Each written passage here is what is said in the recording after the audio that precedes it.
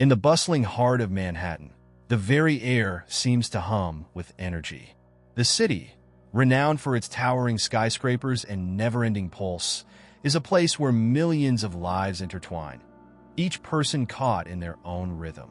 But beneath the clamor and brightness, there is something lurking, an ever-present darkness that few acknowledge. For some, the chaos of city life is a shield, a way to ignore the unsettling feeling that something in the shadows is watching, waiting. But for others, this feeling is a constant companion, a whisper in the wind that grows louder as the days unfold. It was on one particularly warm evening in late spring that Joshua noticed the change. He had lived in Manhattan for years, walking the same streets, riding the same subways, and navigating the maze of crowds without ever truly thinking about it. But tonight was different. The shadows seemed deeper, more oppressive. It wasn't just the usual dark alleys or the faint reflections in the glass. No, this was something more profound. As he stood near the corner of 5th Avenue and 42nd Street, he couldn't shake the sensation that something was watching him. He glanced around, but the throngs of people around him continued their business, oblivious to the gnawing tension that was beginning to coil around his chest. It began subtly. At first, it was the way the shadows stretched just a little too far, lingering longer than they should. Then, there were the flickers of movement in the corner of his eye, something that darted just out of his direct line of sight. Every time he turned, there was nothing there. But the feeling remained, heavy and persistent. Joshua tried to shake it off, attributing it to the stress of work or perhaps too many late nights in front of a screen. Yet, no matter how hard he tried, the sensation would not dissipate. The streets were crowded as always, the hum of car engines and the distant sounds of street vendors creating the familiar soundtrack of New York City. But for Joshua, it was as if the noise had dimmed, replaced by an eerie silence that pressed in on him from all sides. As he walked along the sidewalk, his footsteps echoed louder than usual, almost unnervingly so. He couldn't explain it, but every sound seemed amplified in the stillness that surrounded him. He tried to focus on the faces of the people passing by, but they too seemed off. It wasn't that they were doing anything unusual, it was their eyes, blank, unblinking, and cold. They seemed to stare past him as though he didn't exist. Turning onto a quieter street, Joshua couldn't help but feel a sense of dread growing within him. This street, one he'd walked 1,000 times before, now felt unfamiliar.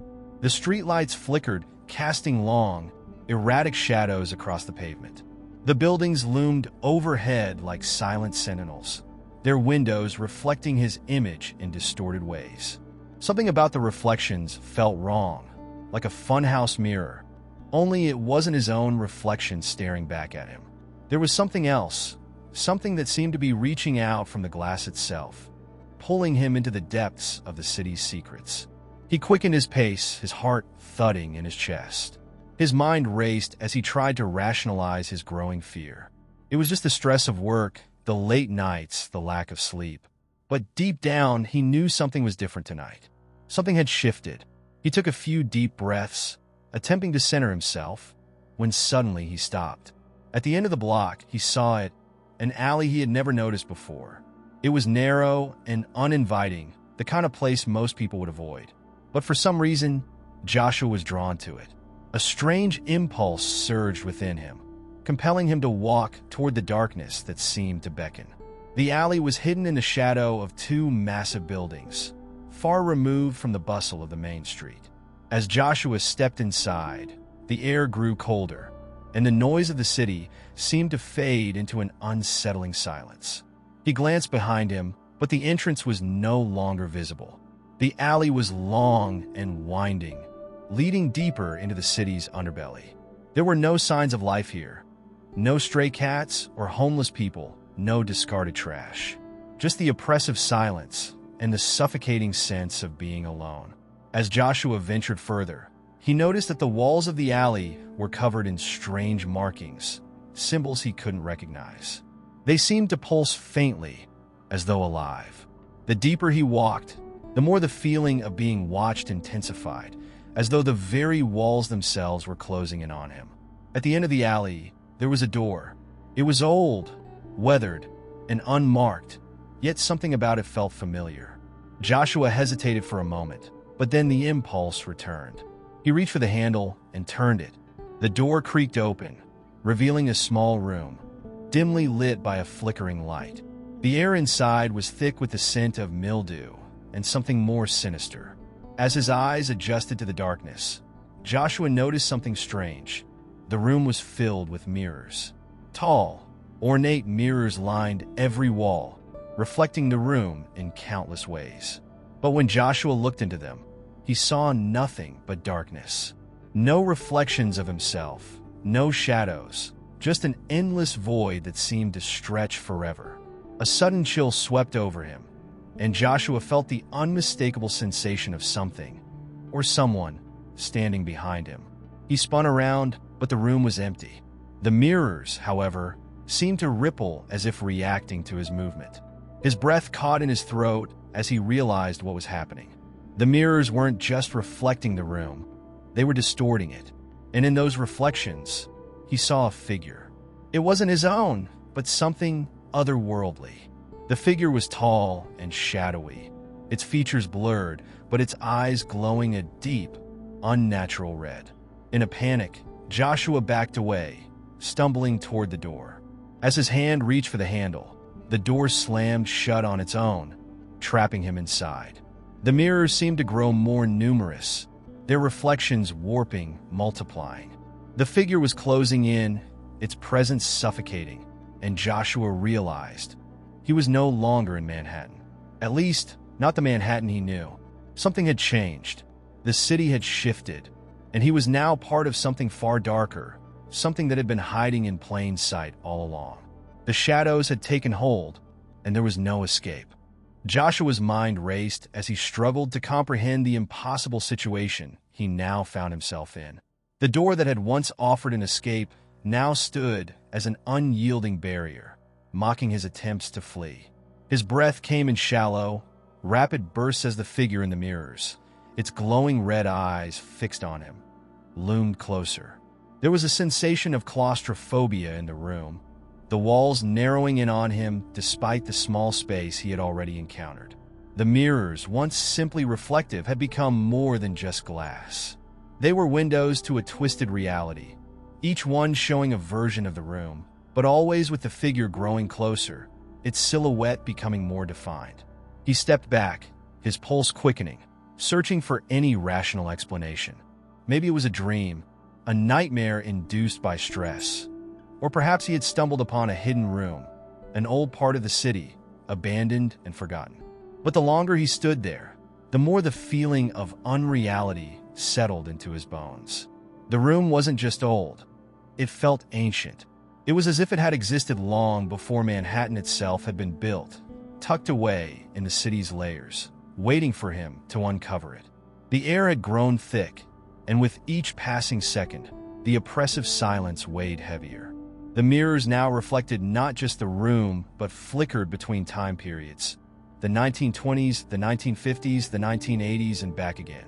Each reflection held a different version of the alley outside, a different face staring back at him. But they were all the same, distorted and empty-eyed. The figures were still people, but not in any way Joshua recognized. The thought crossed his mind that maybe they weren't people at all. Maybe they were something else. But what? Suddenly, the air in the room seemed to shift.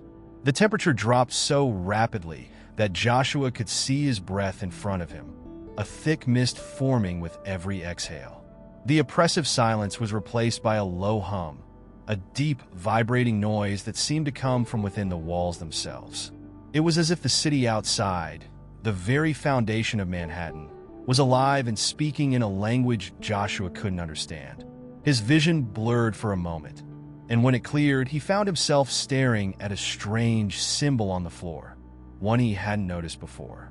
It was drawn in a thick, dark ink-like substance that seemed to pulse beneath the surface, shifting and contorting in ways that defied logic. The symbol was unlike anything Joshua had ever seen. It wasn't simply a drawing or a marking. It felt more like a message, a warning. But from whom? And why had it been placed there? Without thinking, his feet carried him toward it, and as he stepped closer, the hum grew louder. The figure in the mirrors seemed to respond, shifting with renewed purpose. It wasn't just a reflection anymore. It was a manifestation, growing more solid and menacing with each passing second. His mind, gripped by a mix of dread and disbelief, screamed for him to run. But no matter how much he tried to move, his body refused to obey. His feet felt as though they were glued to the floor, each step an agonizing battle against some unseen force. The figure in the mirror smiled, a grotesque, elongated grin stretching across its shadowy face. Joshua's heart thudded in his chest as he finally realized this was no ordinary place. This wasn't a forgotten room or an abandoned part of the city. This was a doorway, a threshold between his world and something far darker. He attempted to scream, to break free of the overwhelming grip that seemed to hold him in place, but no sound came from his mouth. The room began to tilt as if the very laws of physics were unraveling. The walls stretched and curved, the floor turning to a slick, glass-like surface beneath his feet. The mirrors no longer reflected what was in front of them. Instead, they seemed to reflect a place that wasn't part of any reality he recognized. There were no buildings, no streets, no landmarks, just endless darkness, interspersed with what appeared to be broken fragments of his own life. Flashbacks, memories, things he had long forgotten. Joshua's thoughts blurred into confusion, the very fabric of his reality unraveling as his mind struggled to grasp what was happening. Was this an alternate dimension? Was he dead? Was this hell? And if so, why him? His grip on reality was slipping away, but one thing remained crystal clear. The figure in the mirror was not just some illusion or figment of his imagination. It was real. It had substance, and it wanted something from him. Desperation surged within him as he tried to break free from the hold of the mirrors. His heart pounded against his ribcage, his mind racing for a way out. But there was no way forward, no way backward. Everything was closing in. But then, amidst the chaos, a voice, soft, almost a whisper, cut through the tension. It came from nowhere and everywhere at once, as though it were carried by the very air itself. You should have stayed away. The voice sent a shiver through him, but it wasn't threatening or angry. It was sad, almost mournful. And yet, it was clear. This was no ordinary voice. It carried a weight that Joshua could barely comprehend. He tried to respond, to speak, but the words caught in his throat. The air around him thickened, the room growing darker still. The reflection of the figure in the mirror finally moved toward him, and Joshua, frozen and helpless, realized he had made a terrible mistake. The city wasn't just alive, it was awake, and it had been watching. This room, this alley, this city, it wasn't just a place. It was a sentient entity with a hunger for those who dared uncover its secrets. And Joshua had unwittingly stumbled into its grasp. As the figure moved closer, its red eyes burning with a cold intensity, Joshua felt his body begin to grow faint. The lights above him flickered, and he felt himself being pulled into the mirror, as though it were a living entity sucking him into its depths. There would be no escape now. The city had claimed him, and the darkness would swallow him whole. The darkness that had claimed Joshua's body did not feel like an ordinary absence of light. It was oppressive, thick, and suffocating, as if the very air was composed of something other than mere emptiness. When he was finally drawn into the depths of the mirror, the sensation of falling was immediate, though there was no ground beneath him to fall toward. He felt weightless, as if suspended in a void where time itself had no meaning. His thoughts became fragmented, distant, like echoes of a past he could no longer grasp. Joshua's mind raced as it tried to make sense of what had just happened. One moment, he was in a room with mirrors reflecting twisted, distorted versions of reality. And the next, he was here, somewhere beyond comprehension, caught in the in-between. His eyes strained against the blackness, but there was no horizon, no edges, only a vast, unending abyss. The whispering voice still lingered, faint and far away, but it was undeniable. You should have stayed away. It echoed, but now it felt less like a warning and more like a truth he could not ignore. He tried to move, but his limbs were unresponsive. It was as though they existed in a different dimension, disconnected from the physical reality he knew. Panic began to rise in his chest again, but no matter how hard he tried, he couldn't seem to breathe properly. The air felt dense, heavy, as if there was no oxygen in this strange realm. He struggled, his hands grasping at the nothingness, desperate for something solid to hold on to. His heart pounded violently, but the fear that surged through him was something new, an overwhelming sense of insignificance, as though he were not a part of the world at all. Then, just as he thought he might lose himself to the vast emptiness, the blackness shifted. Shapes began to form in the distance, subtle, almost imperceptible, but undeniable. A faint light appeared, flickering like a distant star in an endless sky, but it wasn't light as he knew it. It was something far colder, more unnatural. It was as though the light came from within the abyss itself, an energy that existed outside of time and space. Slowly, the light grew, expanding, revealing more of the space around him. Joshua found himself standing on a surface, smooth, glass-like, but not glass. It felt wrong to touch, like the sensation of skin brushing against something foreign and uncomfortable. His mind reeled, trying to understand where he was or what was happening. The shapes around him began to take form, indistinct at first, but then more defined. They weren't human. They weren't even alive in the traditional sense. They were something else, like apparitions suspended in the dark, each one twisted in a way that made Joshua's stomach turn. Somewhere, deep within the shadows, he heard the voice again. "Curiosity comes at a cost," it whispered. It was close now, but its source was still impossible to pinpoint. "There are rules, and you have broken them." The voice was growing louder, no longer just a whisper, but a steady hum that filled the space, vibrating through Joshua's very bones. His mind raced. Rules? What rules? He had no idea what the voice meant, but one thing was clear. He had done something wrong, and this strange, dark world was here to collect its debt. A sharp jolt ran through his body as the figures around him began to move. They didn't walk or float as he expected.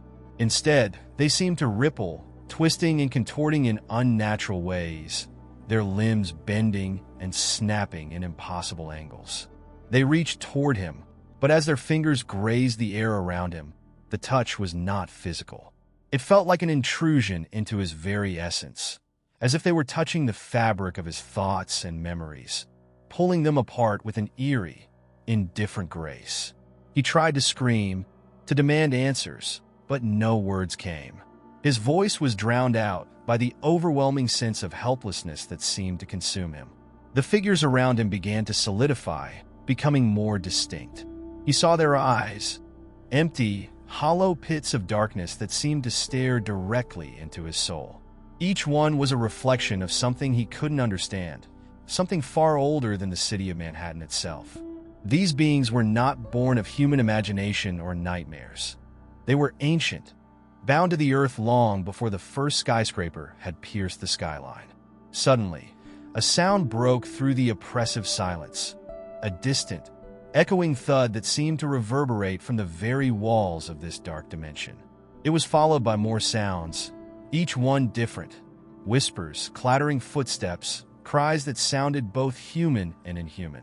The noise grew louder, building toward a crescendo as if the very world was reacting to his presence, angry and eager to reveal its secrets.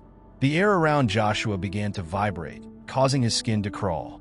Then, with a sharp crack, the world around him shattered, literally. The ground beneath his feet splintered, and the dark entities around him crumbled into mist, disappearing as if they had never existed. Joshua stumbled backward, his body finally responding to the terror that surged through him. He had no idea what had just happened, but one thing was clear. The rules that governed this place had changed. He wasn't just a visitor anymore. He had crossed some invisible line, and now the price of his curiosity was being paid.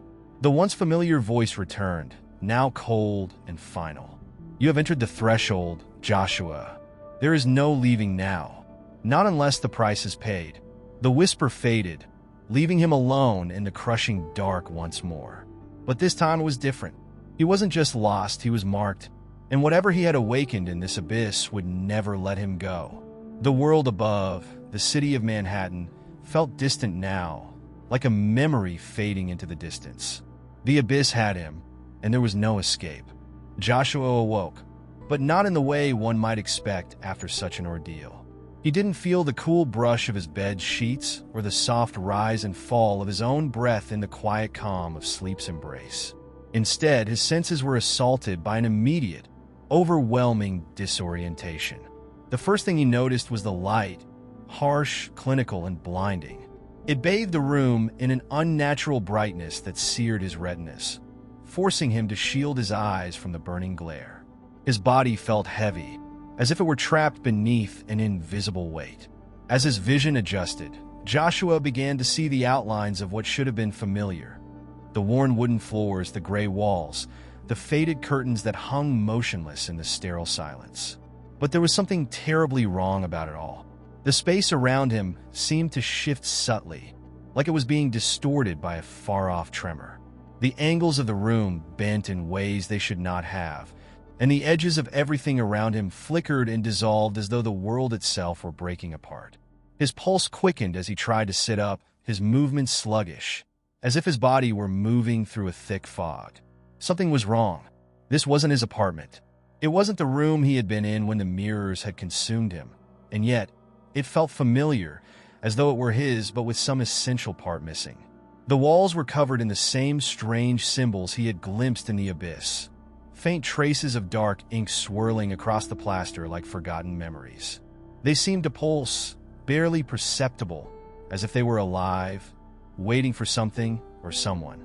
He rose shakily to his feet, his head spinning as the reality around him contorted and reformed. His mind screamed for logic, for coherence, but there was none to be found. The air tasted stale, tinged with an odd metallic flavor that made his stomach churn. The sounds in the room were muted, distorted, as though they were being filtered through water. The hum from the darkness, the one that had vibrated through his very bones in that other world, was faint but unmistakable, still present in the background. Stepping cautiously toward the door, Joshua reached for the handle, but just before his hand touched it, a sudden realization froze him in his tracks. The reflection of the door in the nearby mirror was different. The mirror, once an innocuous object like any other, now acted as a gate to something more. As Joshua stared at it, the door in the mirror began to melt, its edges warping and distorting, dissolving into a swirling blackness. The same unsettling figures that had haunted his mind in the abyss flickered at the edges of the mirror's surface, their hollow eyes staring back at him. Joshua stepped away from the mirror in horror, the breath caught in his throat. He had no idea what was happening, but he knew that it wasn't just the room that had changed. His very perception of reality was unraveling. The world around him seemed to flicker between the realm of the living and something far darker. The mirror, like the room itself, was no longer a reflection of the present. It was a reflection of something else. What had once been an ordinary, everyday object had become a threshold between worlds, an eerie reminder that the fabric of reality was fragile, and once torn, it could never truly be mended. Desperation clawed at him as he realized that he could no longer trust his senses. Every inch of this place felt wrong, as though he had crossed into a space where the laws of time and physics no longer applied. The flickering and warping of reality weren't confined to the mirror anymore. They were spreading, infecting every part of the room, from the peeling wallpaper to the creaking floorboards beneath his feet. The space itself felt alive, breathing, as if it were a living entity with its own agenda. The hum grew louder, vibrating in his chest, making his heart race and his thoughts scatter. Joshua tried to focus, but the noise was overwhelming, pushing him into a state of panic. The walls seemed to shift around him, closing in, the ceiling bending lower with each passing second. Sweat beaded on his forehead as he stumbled backward, not knowing where he was going, but driven only by the need to escape, to get away from whatever was happening. He turned and bolted toward the window, hoping for a glimpse of the familiar city outside, the skyline he had known all his life. But when he pulled back the curtain, his heart stopped. Manhattan, the bustling streets, the towering skyscrapers, the sounds of traffic and life, they were gone. The window revealed only more darkness, stretching endlessly in every direction, as though the city itself had been consumed, swallowed whole by the void he had entered. Fear threatened to overwhelm him, but it was quickly replaced by a cold realization. He was trapped. This place, this twisted version of reality, was all he had now. There was no way out, no way back to the life he had known. He had stepped too far, had crossed a line he could not uncross. And as the dark hum filled the air once more, Joshua knew that the consequences of his curiosity were only just beginning to unfold. In that moment, Joshua understood something profound yet terrifying. The world he had known was never as it seemed. The city had hidden its secrets from him, but now those secrets were awake and they wanted something from him. The mirror had been the first door, but it wasn't the last. There were more thresholds, more fractures in reality that he had yet to uncover. And he was bound to them now, caught in a cycle of discovery and terror from which there would be no return. His curiosity had cost him everything, and now he would have to face the consequences. Joshua's pulse quickened as the realization of his predicament settled deeper into his mind. There was no escape, no easy way out of the labyrinth he had unwittingly stepped into. The fractured reality that surrounded him now seemed to stretch on endlessly, a twisted reflection of the world he once knew. He was no longer in control. He had become a mere passenger in a world that had no mercy for curiosity, a world that had claimed him as its own. The air around him was thick, dense with a strange energy that seemed to pulse in time with his heartbeat. His breaths were shallow, as if the very act of inhaling required too much effort. Each movement he made felt heavy, sluggish, as though the gravity here was different from what he had once known. The walls around him seemed to be breathing, the symbols on them shifting with a life of their own. The room was no longer a simple, familiar space. It was a reflection of the chaos that had overtaken his mind. The mirror, still in the corner of the room, beckoned him. It was as if it called to him, a silent invitation to step closer, to look once again into its depths. Joshua fought against the pull, but the urge to investigate, to understand what had happened to him, was overwhelming. He had to know what was on the other side, what was waiting for him in that endless blackness. Reluctantly, he approached the mirror, his steps faltering as if he were walking on unstable ground. The air grew colder as he reached for it, and he hesitated, unsure whether this would lead to more horrors, or if it would offer him some kind of revelation, an answer to the confusion that had gripped him. As his fingers brushed the surface, it rippled, distorting around his touch like water, and the room around him seemed to warp and stretch, bending in ways that defied all logic. Suddenly, the mirror shimmered, and Joshua's breath caught in his throat. The reflection that stared back at him was not his own. It was a twisted, grotesque version of himself. Eyes hollow and dark, his face contorted in a grotesque expression, as though frozen in terror. He recoiled, stumbling backward as if struck.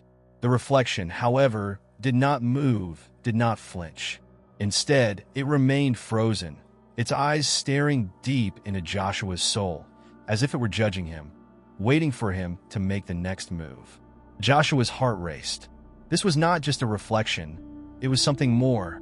It was a version of him, a shadow that had crossed over into this realm.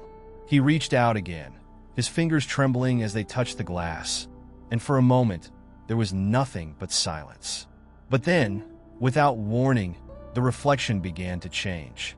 It smiled, a slow, malicious grin that sent chills down Joshua's spine.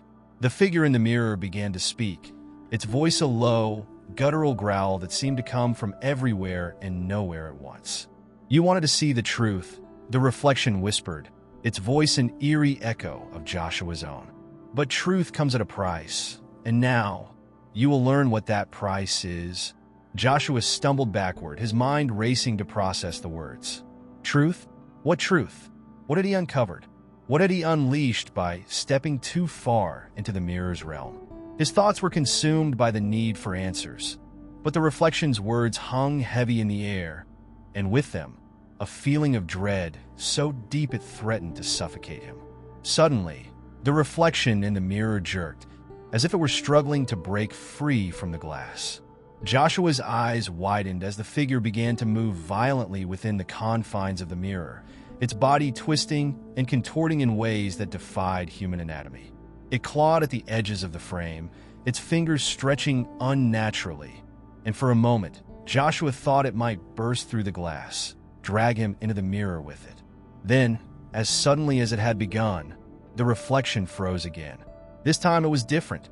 The face staring back at him was still contorted in that twisted, grotesque expression, but its eyes were now wide with a kind of knowing, as though it had understood something Joshua did not. The figure tilted its head, almost as if observing him with curiosity, before speaking again. "You are not the first to make this mistake," it hissed, its voice growing darker with every word. "This world, this place you've entered, it doesn't belong to you. It belongs to those who dare to venture too far, who seek what they should not. And now, you are a part of it. You will never leave." Joshua recoiled from the mirror, his mind spinning.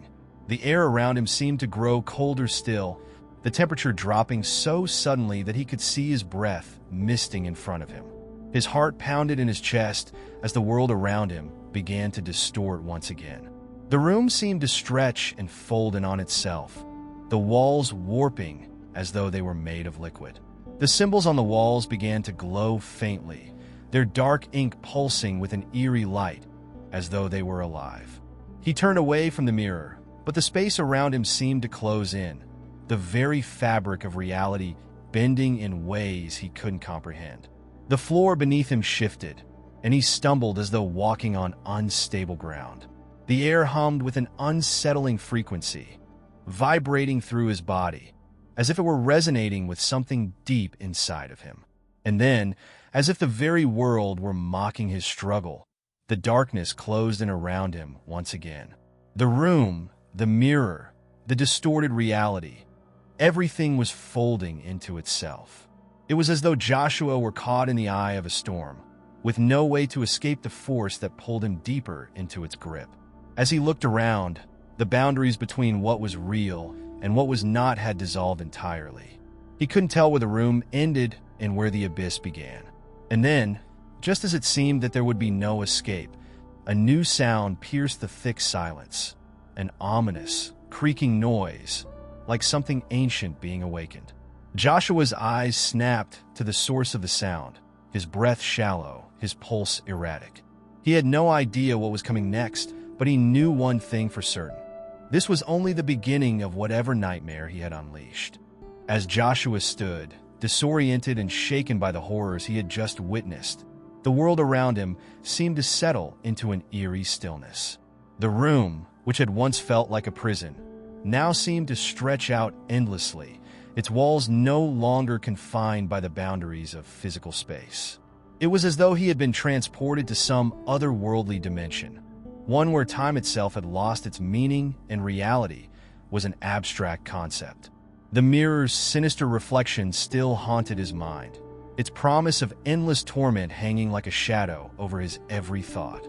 The strange, creaking sound he had heard earlier continued to reverberate through the air, only now it seemed to be coming from somewhere deeper within the room, somewhere farther beyond the walls.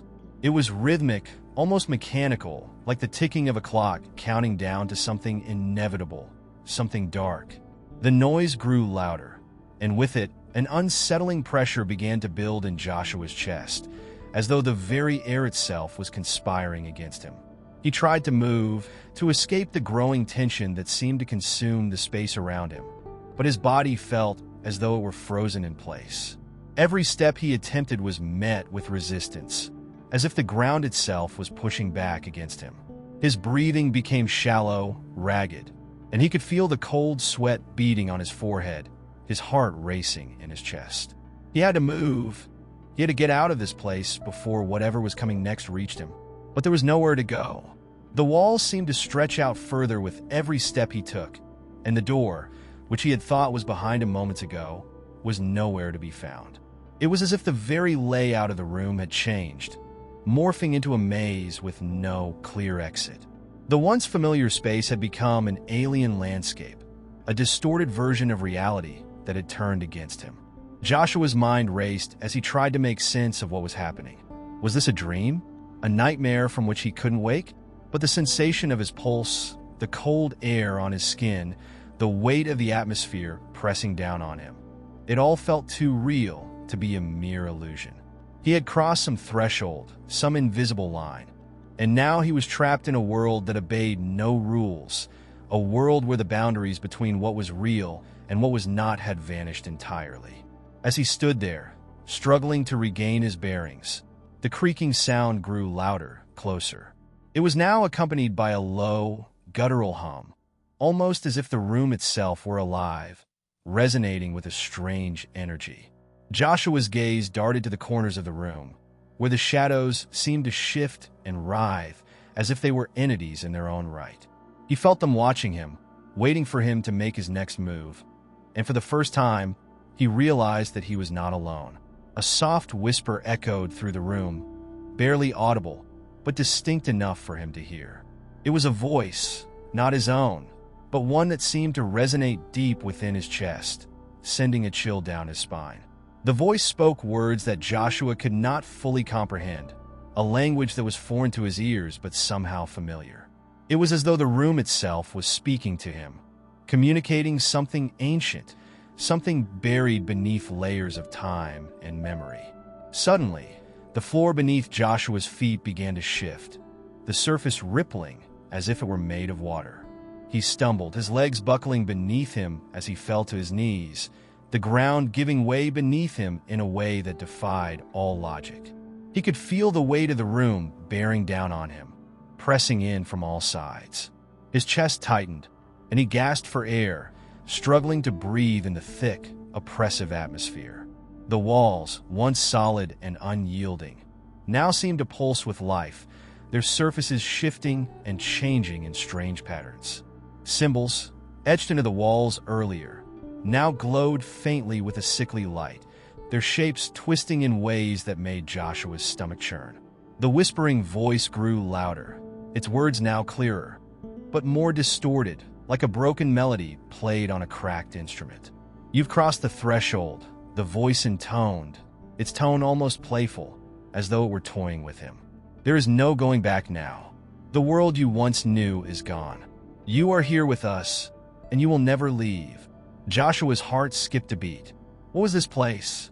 Who was speaking to him? And why had it all been brought down upon him? His mind raced, but the questions only led to more confusion, more uncertainty. The voice continued, its words now filled with malice. "You wanted to know the truth," it hissed. "But the truth is far darker than you could have imagined. Now, you will witness the cost of your curiosity." Suddenly, the room began to move, the walls shifting and rearranging themselves with unnatural speed. Joshua's body was pulled in different directions, as though the very room were stretching, warping around him.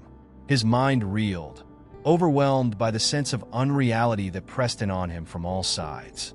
His vision blurred as the world around him seemed to collapse into a singular point of focus. The whispering voice, the shadows, the glowing symbols. And the mirror, always the mirror, its dark reflection pulling at him, beckoning him back into its depths. With a surge of panic, Joshua scrambled to his feet, desperate to regain control, but it was too late. The room had become a nightmare, a shifting maze of darkness and whispers, and he was caught in its web. The pressure in the air mounted, and the temperature dropped even further, the cold now biting into his skin like needles. His breath came in ragged gasps, and for the first time, he understood there was no escape from this place. The door he had once searched for appeared in the distance, but it was now a mere illusion, a mirage that taunted him, luring him in only to reveal its true nature when it was too late. The only thing that remained was the whisper, the voice that had led him here, and the truth that now felt inescapable. "You are ours," it whispered one last time. And the room, the world, began to crumble away. Joshua awoke with a start, his body jolting upright as though an electric shock had coursed through him. He gasped for breath, eyes wide, scanning the room for any sign of the darkness that had consumed him moments before. But there was nothing. No mirror, no shifting walls, no creaking floorboards or whispers in the air. The room around him was unchanged, calm even, as though the horrors of the previous moments were nothing more than a figment of his imagination. But Joshua knew better. He could feel it in his bones. The oppressive weight of something far beyond his understanding still lingered, lurking just beyond the veil of his senses. The air was still thick, heavy with a strange tension, as though the room itself was holding its breath, waiting for something. The quiet was suffocating. The silence seemed too deliberate, too perfect. It was the calm before the storm, and Joshua could sense it. He looked around, trying to orient himself. The room was small, familiar in a sense. The faded wallpaper, the worn rug beneath his feet, the antique dresser in the corner. All elements of a space he had once considered mundane, even comforting. But now, they felt alien, out of place. The shadows that stretched across the walls seemed longer, darker, as though they were watching him, waiting for him to make the next move. In the far corner of the room, something caught his eye. A door he had not seen before. It was positioned where there had been none, and yet, in his disoriented state, he could not recall if it had always been there, or if it had appeared only after the madness had subsided. Joshua's heart raced as he approached it, each step slow and deliberate, as though the very act of moving toward it might provoke something he could not yet comprehend. The door was old, its wood darkened with age and wear. The handle was brass, tarnished with time, and the edges of the frame were cracked, as if it had been there for centuries, untouched by the passage of time. Joshua reached for the handle, his fingers trembling as he made contact with the cool surface. The sensation sent a shiver up his spine, but he steeled himself, determined to find out what lay beyond. As he turned the handle, a sudden coldness gripped him. The room seemed to shrink, the walls pressing in as though the space itself was closing in on him. A low hum began to vibrate through the air, a deep, resonant sound that seemed to emanate from the very core of the door. It was as if the door itself was alive, pulsing with an energy that Joshua could neither understand nor escape. With a sense of inevitability, Joshua pushed the door open. The moment his hand made contact with the wood, the hum grew louder, more intense, and the air around him thickened. He had expected to see another room, a passage, an escape perhaps. Instead, what lay beyond the door was nothing. An endless void of darkness stretched out before him, as far as the eye could see. The absence of any form or structure was so complete that it felt suffocating, as though the very concept of reality had been erased in that space. A chill ran through Joshua's body, and he stepped back instinctively, his heart pounding in his chest. He could feel the door behind him now, pressing against him as though it too was trying to pull him into the void. The sensation of being drawn in was overwhelming. The door was no longer simply a physical object. It was a gateway, a threshold between worlds, and it was calling to him. The darkness beyond it was vast, consuming, and yet it seemed to beckon him, as though there was something waiting for him there, something he was meant to find. He hesitated. The rational part of his mind screamed at him to turn away, to leave this place and never look back. But the pull of the door, the invitation of the unknown, was too strong. He had been searching for answers since he had arrived in this twisted version of reality. He had been running from the truth, but now it seemed the truth was offering itself to him, waiting for him to step forward. With a trembling hand, Joshua reached out again, his fingers brushing against the edge of the doorframe. The sensation was electric, as though the very air around him had charged with energy. His pulse quickened, his thoughts clouded by fear and anticipation. Could he truly walk into the void? Could he face whatever lay beyond? The door seemed to respond to his thoughts, the hum growing louder, more insistent. A voice, soft, whispering, yet undeniably clear, echoed through the void. It was the same voice from before, the one that had spoken to him in riddles and warnings. But now it spoke with a different tone, one that was less cryptic and more familiar. "You know what you must do," the voice said, its words reverberating in Joshua's mind. "You've come this far. There is no turning back now. The door is open. Step through, and you will find what you seek." Joshua's breath caught in his throat. He had heard the voice, but now it felt different. More real, more immediate. It was as though the very air around him had been infected with its presence. The world seemed to fall away, leaving only him and the door, the void, and the promise of answers. For a moment, he stood there, frozen, caught in the tension between the unknown and the familiar. The door seemed to pulse, urging him to step forward.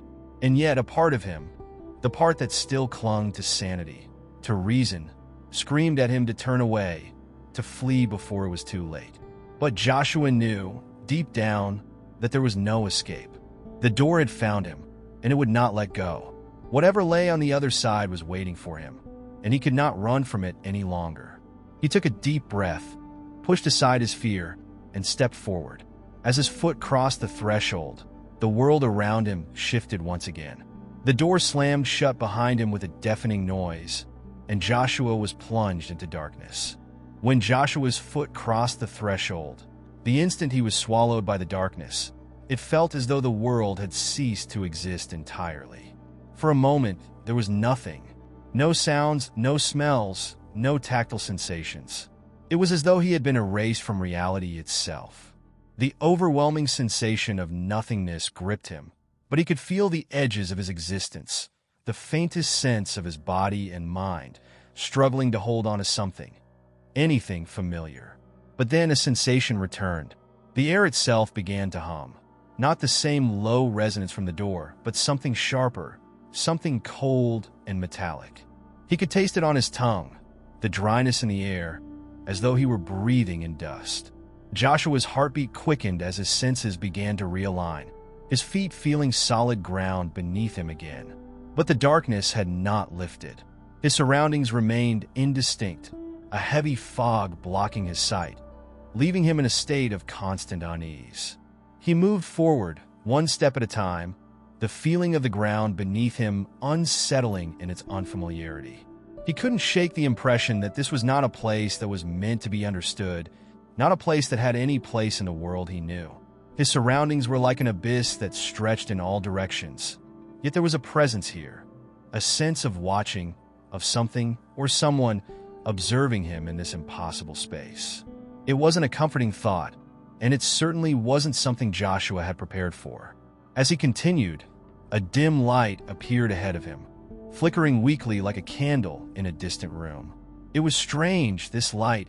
It was not warm or inviting, but it called to him, just as the door had.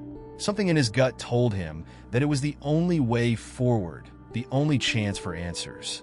The oppressive atmosphere surrounding him seemed to push him toward it, as if the universe itself had begun to collapse around him, forcing him to walk toward whatever lay ahead. The closer he came to the light, the more the air grew dense with an odd sensation, like static electricity before a storm. He could feel the hairs on the back of his neck standing on end, his breath shallow. But there was no turning back, no safe retreat. He was locked in this labyrinth, drawn to the light as though it were some kind of beacon. And with each step, his anxiety grew, the nagging voice in his head whispering that he should not proceed. But the other part of him, the part that sought answers, was insistent. He could not stop now. Finally, he reached the source of the light, and what he saw nearly caused him to fall to his knees in disbelief. It was not a room, not a hall, but a single object in the middle of a vast expanse. A mirror. It stood tall and imposing, its frame ornate and intricately carved, unlike anything he had ever seen. The reflection it cast was not his own, at least not entirely, but a figure distorted and blurred, as though his own reflection had been altered in some incomprehensible way. The reflection moved independently of him, its actions a moment behind his own. The figure seemed to smile. No grin, in a way that was impossible, a grin that spread unnaturally across its face, as if mocking him. Joshua stepped back instinctively, his heart pounding as he tried to make sense of what he was seeing. He knew it wasn't real, couldn't be, but the terror that rose within him, was visceral. The figure in the mirror continued to move, now slowly raising its hand, as though beckoning him to step closer. His mind raced. This was not how it was supposed to be. He had crossed the threshold, yes, but this was not the resolution he had expected. Mirrors were symbols of reflection, of truth. Yet this one distorted reality itself, bending it into something unrecognizable. The room around him seemed to bend with the reflection, the edges warping, the light around him dimming, until the entire space seemed to collapse into the mirror. A sudden and intense fear surged within him, a fear of being pulled in, of becoming part of this twisted reflection. He stepped closer, against his better judgment, his body acting on some primal instinct that he couldn't control. He had to know what it wanted. He had to know why it was calling to him. As he stood before it, the distorted reflection seemed to leer at him, its smile widening to grotesque proportions. It was almost as though it was waiting for something, for him to make the next move. But what was it that he needed to do? What was he supposed to see? A voice, not the familiar whisper from before, but something deeper, more sinister, echoed from the depths of the mirror. "You've come this far, Joshua," it said, the words slow and deliberate, the tone laced with mockery. "But you are still not ready. You've opened the door, but you haven't truly entered. You can never leave until you face the truth." The words hung in the air, and Joshua's chest tightened. He didn't understand. What truth? What was the door he had walked through really meant to show him? The unease began to settle deeper in his chest, his limbs feeling heavy, his head dizzy. He wanted to back away, wanted to leave this place behind, but the pull of the mirror, of the reflection, was stronger now, more intense. It was a part of him now, a part that seemed to have always been there, watching and waiting. Joshua's hands trembled as he reached toward the surface of the mirror, his fingertips brushing against the cool glass. The reflection inched closer, its smile still growing, its eyes locked onto his. As his hand touched the surface, a shock of cold ran through him, and the world around him shattered, pieces of his reality cracking apart as though they were made of glass. The mirror seemed to suck in the light, pulling everything around him into its depths. The last thing Joshua heard before everything went black was the laughter, a low, guttural sound that seemed to come from everywhere and nowhere at once. A laugh that wasn't his, but somehow felt all too familiar. It echoed in his mind, a dark harbinger of the twisted truth he had yet to comprehend. The darkness that enveloped Joshua was unlike anything he had experienced before. His mind struggled to orient itself within it, as though the very fabric of his reality had been stripped away. He felt weightless, as though he were floating in an abyss where time and space no longer existed in any recognizable form. The only thing grounding him was the sensation of his own thoughts, frantic and disoriented, as if they were trapped in a vortex with him. His attempts to scream, to call out, were swallowed by the profound silence that surrounded him. And yet in that silence, there was something more, a presence.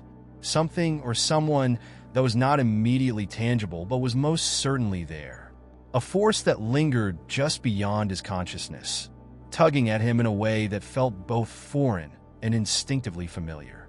It was as if his very soul was being drawn toward it, like the moon's pull on the ocean, tugging relentlessly on the tides of his fear and curiosity. The sensation was suffocating and undeniable, a constant pressure against his chest. In the absence of sight, Joshua's other senses began to heighten. He felt a chill creeping along his skin, as if the air itself had become charged with something unseen. The temperature fluctuated, dipping sharply and then rising again in waves that seemed to pass through him like a ripple in the air. But it wasn't just the air that moved. There was a sensation of movement all around him, unseen forces brushing past him, caressing the edges of his awareness in the same way a shadow flits across the periphery of your vision. He could not see these forces, but he could feel them, tugging at him with increasing intensity. His breath quickened as the disorienting sensations multiplied. Something was changing, something was drawing nearer. Was it the mirror? Was it the reflection he had seen? Had it somehow followed him into this realm, pulling him deeper into a world he was never meant to enter? The uncertainty was maddening, each second stretching out like an eternity. He needed answers, but the question of what he was facing was itself a question without an answer. It was in the midst of this chaotic swirl that a voice, soft but insistent, broke through the noise in his head. It wasn't the same voice from the mirror. This one was different, more fragmented, less coherent, as if the sound itself was breaking apart. "You're not ready," it whispered. The words drifted around him, circling his thoughts like an echo that he could never escape. It felt like a warning, but a warning for what? The voice was impossibly close, yet it still seemed distant, as though it were coming from the space between his own thoughts. Joshua's heart pounded, his mind racing for any explanation. The voice was not comforting. There was no warmth in it, only cold, unnerving distance. And yet, it was pulling him in deeper into this intangible world where reality had fractured. The sensation of being watched intensified. His every movement, every thought seemed to be scrutinized by some unseen force.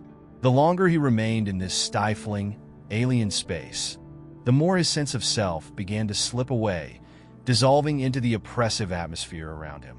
Suddenly, without warning, the temperature dropped drastically. Joshua felt the air rush around him, a gust of wind that seemed to tear through the void. He instinctively wrapped his arms around himself, trying to stave off the cold. But then, as abruptly as it had appeared, the wind stopped, leaving an eerie calm in its wake. The silence returned, thick and suffocating. It was as if the world around him was holding its breath, waiting for something to happen. Or perhaps, waiting for him to act.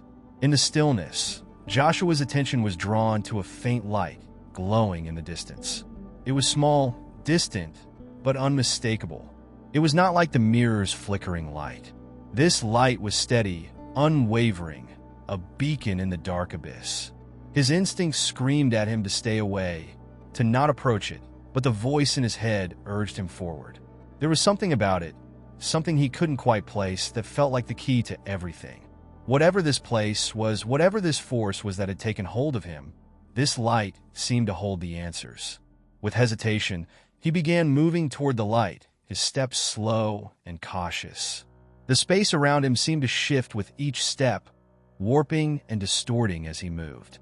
Shadows stretched and pulled, but the light remained constant. It was as though he was walking through a shifting landscape, one that refused to hold its shape, but the light remained as an anchor in the chaos. The forces that had surrounded him, those cold, unseen hands, seemed to recede as he drew closer to the glow. The closer he came to the light, the more he could feel something shifting within him. His fear, once a dominant force, began to ebb, replaced by a strange sense of determination. He didn't understand it, but the closer he came to the light, the more certain he became that this was the path he was meant to take. This was the way forward, even if it led into the unknown. It wasn't about understanding anymore. It was about doing, about taking action in a place where every instinct told him to retreat. When he finally reached the light, Joshua stepped into it without a second thought. As his body crossed the threshold, a jolt of energy surged through him, sharp and sudden, as though his entire being was being recharged. The world around him seemed to snap back into place with an overwhelming force. The darkness that had once engulfed him was gone, replaced by a blinding, white light. His body felt solid again, his senses returning to normal, but there was something else in the air now, something different. The change was subtle, but undeniable. He had entered a new space, a new reality. And in that moment, as the light began to fade and the world around him reformed into something he could recognize, he realized he was no longer in the place he had been. He was no longer trapped in that empty void. The very air around him felt charged with something ancient, something forgotten. And though he couldn't see it yet, he could feel that something was watching him. Something far older and far more powerful than anything he had encountered so far. The journey was far from over. The light was only the beginning of a much darker path. Joshua's senses gradually adjusted to the new reality he had stepped into. The blinding white light receded into an ambient glow, and the world around him began to solidify. The shifting, formless void that had trapped him was gone, replaced by a familiar environment, though subtly altered. It looked like the city, Manhattan in all its grandiosity, but there was something undeniably off about it. The streets were eerily silent, absent of the usual bustle of people and traffic. The tall buildings that stretched toward the sky stood like monoliths, their windows dark and unyielding. The air was thick, charged with an unnatural stillness. It felt as though the very essence of the city had been suspended in time. There were no sounds, no distant honking of horns, no chatter from pedestrians, no faint hum of subway trains below. Only a profound silence that seemed to press against his ears, suffocating the normal rhythms of life. It was a quiet that felt too heavy, too oppressive, as though something were wrong, something hidden beneath the surface. Joshua's steps echoed loudly as he walked down the empty street. His feet, once uncertain, now moved with a strange sense of purpose, as though the path he was on had already been laid out for him. His mind reeled, trying to make sense of the situation. What had happened? Had he truly left the mirror world behind? Or was this just another layer of the same nightmare, another threshold to cross? Every instinct told him to keep moving forward, yet every step was weighed down by a growing sense of unease. As he walked, the city's details began to reveal themselves in sharper relief. The buildings, though tall and imposing, seemed aged, their once gleaming facades dulled with time. The streetlights were dim, flickering intermittently, casting long shadows that stretched unnaturally across the pavement. There was something familiar about it, but also something deeply unsettling. The whole scene felt like a distorted reflection of the world he knew, familiar enough to be recognizable, but warped in ways that his mind couldn't fully comprehend. In the distance, the faint outline of Central Park loomed, its edges obscured by a thick fog that had begun to roll in from the edges of the city. It was as though the park itself were a gateway, a place that held the answers to the mystery Joshua had found himself tangled in. The thought of entering it filled him with both dread and an undeniable pull, a magnetic force drawing him closer. What lay within that fog? What was the nature of the force that had guided him to this threshold? And why did it feel as though something had been waiting for him, just beyond the veil of his understanding? As Joshua neared the park, the air grew colder, the chill creeping into his bones. He could see his breath now, a faint cloud of vapor forming before him with each exhale. The fog thickened, swirling around his feet like an ethereal mist that refused to part. His footsteps slowed as he reached the entrance, the iron gates of Central Park standing before him, their ornate design twisted and darkened by the passage of time. The gates were ajar, as though inviting him in, but the feeling of something watching him, waiting for him, grew stronger with each passing moment. He hesitated. Every fiber of his being screamed for him to turn back, to leave this unnatural place behind and return to the world he knew. But there was no going back. He understood that now. The mirror, the reflections, the voices, everything had led him to this moment, this place. There was no escaping it. If he was to unravel the mystery of what had been happening to him, he would have to face whatever awaited in that foggy expanse. Taking a deep breath, he crossed the threshold of the gates. The moment his foot touched the ground inside the park, the world shifted again. The mist that had clung to the edges of the park swirled in tighter, enclosing him in a blanket of thick fog. The atmosphere changed, taking on a weight that felt suffocating, as though the air itself had turned to lead. Joshua's heart raced, but he pushed forward. He could hear nothing, not even his own footsteps, swallowed by the thick fog that surrounded him. The park's usual sounds, birds chirping, the rustle of leaves in the wind, were absent. Instead, there was only silence, an unnatural silence that pressed against him like a wall. And then a noise, a faint rustling, as though something or someone was moving through the fog. Joshua stopped dead in his tracks, every muscle in his body tensing.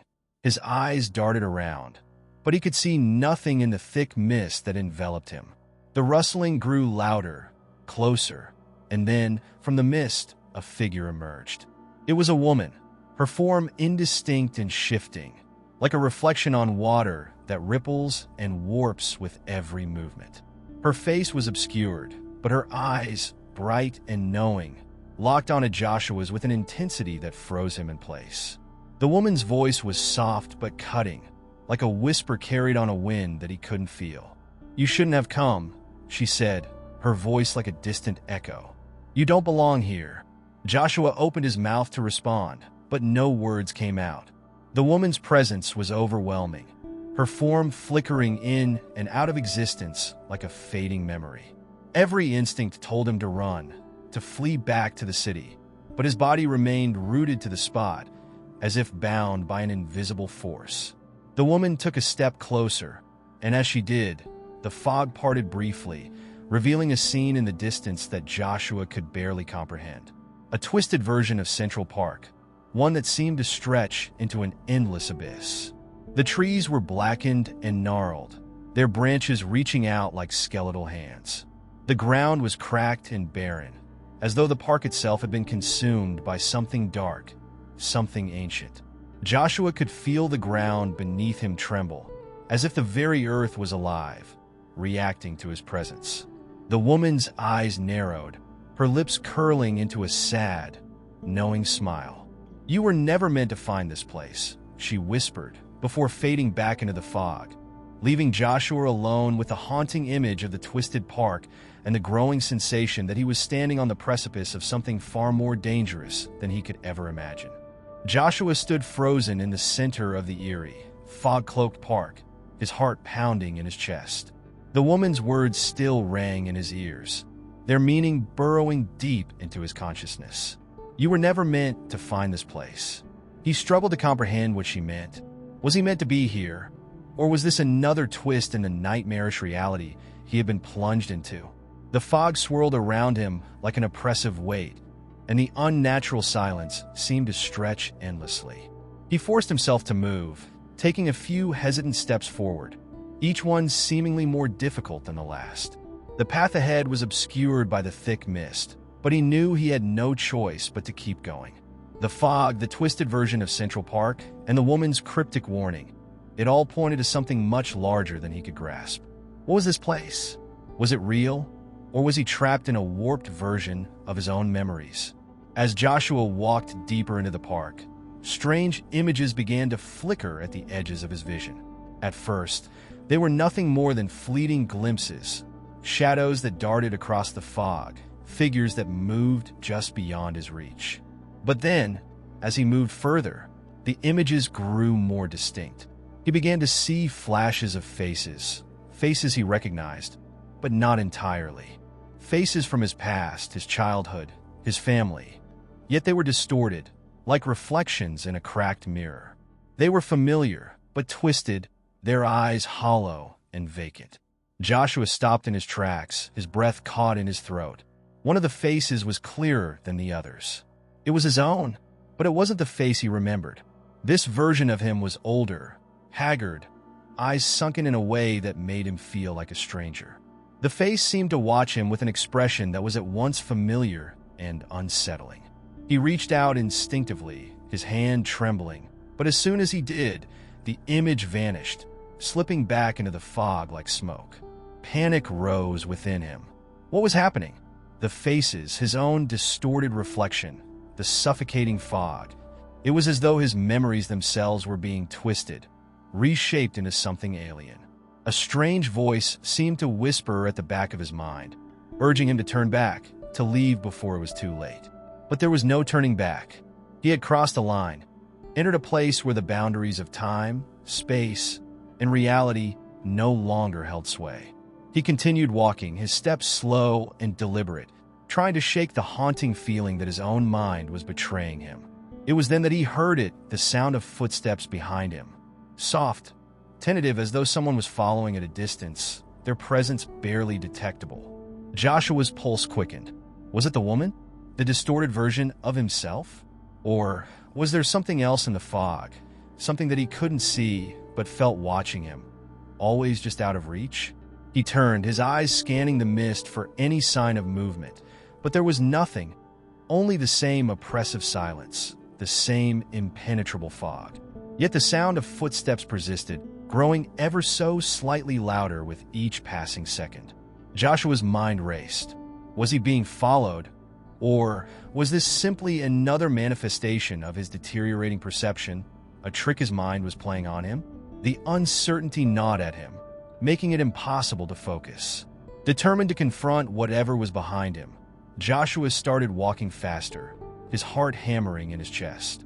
The footsteps mirrored his pace, as if whatever was trailing him was matching him stride for stride. Panic surged within him. He broke into a run, his feet pounding against the ground as he pushed through the fog. But the footsteps were faster now, closing the distance between them with alarming speed. His breath grew ragged as he ran faster, his muscles screaming for respite, but the unseen pursuer remained just behind him. Suddenly, he stumbled, his foot catching on an unseen obstacle in the fog. He fell forward, his hands catching himself just in time to prevent a face-first crash into the ground. When he looked up, his surroundings had changed. The path he had been following had shifted into a different part of the park, one he didn't recognize. The trees loomed overhead, twisted and gnarled, their branches reaching down like fingers. The air was colder now, and the fog seemed to have thickened even more. Joshua's mind raced as he tried to regain his bearings. He could no longer hear the footsteps behind him, but the silence was worse. It was too quiet. It felt like the world had stopped moving entirely. He forced himself to his feet, trying to push the panic that threatened to overwhelm him aside. What had happened to the city? What was this place? It was no longer just a distorted version of Manhattan. It was something far worse, something darker. As he stood, trying to make sense of his surroundings, a distant sound reached his ears. At first, it was faint, barely noticeable, a soft, melodic humming that seemed to come from somewhere deep within the fog. The sound was eerie, haunting in its purity, yet there was something deeply unsettling about it. It reminded him of lullabies, of soothing songs from childhood, but twisted, like a nightmare wrapped in the semblance of something comforting. The humming grew louder, closer, and Joshua felt a chill crawl up his spine. He looked around, his eyes darting from one shadowy figure to another, trying to find the source of the sound. And then, just as quickly as it had appeared, the humming stopped, replaced by a heavy silence. The air grew even colder, the fog thickened, and for the first time since he had entered the park, Joshua felt truly alone. Whatever had been following him, whatever had been guiding him, had it all been in his head? Or had he stepped too far into something that no longer adhered to the rules of reality? He wasn't sure, but the weight of it settled upon him like a suffocating blanket. One thing was clear. The park was not just a place. It was a reflection of his mind, a warped manifestation of his fears, his regrets, his memories. And as he ventured deeper into this strange, distorted world, Joshua realized that every step he took, every decision he made, was drawing him closer to an inevitable confrontation with the unknown forces that lurked just beyond his comprehension. Joshua's footsteps echoed eerily in the fog-laden park as he trudged forward, his breath forming visible clouds in the cold air. His body was heavy with exhaustion, his mind clouded by confusion, and yet there was an undeniable pull urging him onward. He had lost track of time entirely. The trees around him seemed to stretch endlessly, their limbs contorting into unnatural shapes, as though they, too, were part of some nightmarish illusion. The park had become a labyrinth, a place that was both vast and claustrophobic, where the paths twisted and turned with no discernible order. Despite the overwhelming disorientation, Joshua knew he had no choice but to press forward. The oppressive silence around him felt suffocating, and the faint, haunting lullaby he had heard earlier still lingered in his ears. Every instinct within him screamed for him to turn back, to find a way out, but the longer he stayed in this strange, altered world, the more it seemed to warp and reshape itself around him. What was once the park had transformed into something far darker. The fog, once a vague backdrop, had now become an entity in itself, twisting the very fabric of reality. Then, he saw it, a structure in the distance, emerging from the mist like a mirage. It was a building of sorts, though unlike any Joshua had ever seen. It stood tall and imposing, a monolith of glass and steel that seemed out of place in the twisted landscape of Central Park. But it wasn't the structure itself that caught his attention. It was the feeling that radiated from it, an unsettling sense of familiarity. Something about it felt deeply personal, as if it were calling to him, beckoning him forward. As he approached, he realized that the building was not just an ordinary structure. It was a hall, a vast, open room stretching endlessly in all directions. The walls were covered in mirrors that reflected not just the park, but the very essence of his own existence. His reflection shifted with each step he took, morphing into different versions of himself. There he was, younger, more carefree, standing at the edge of a bright future. Then, an older version, one weighed down by years of regrets, haunted by the ghosts of past decisions. The reflections twisted and contorted, showing sides of himself he had long since buried.